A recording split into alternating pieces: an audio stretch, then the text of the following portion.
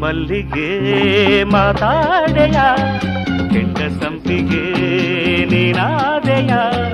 ಕೆನ್ನೆ ಕೆಂಪಗಾಗಿ ಸಂಕೋಚ ತುಂಬಿ ಹೋಗಿ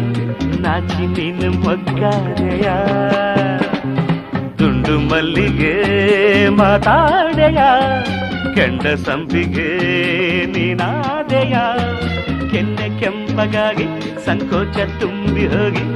ನಾಚಿ ನೀನು ಮೊಗ್ಗಾದೆಯ ದುಂಡು ಮಲ್ಲಿಗೆ ಮಾತಾಡೆಯ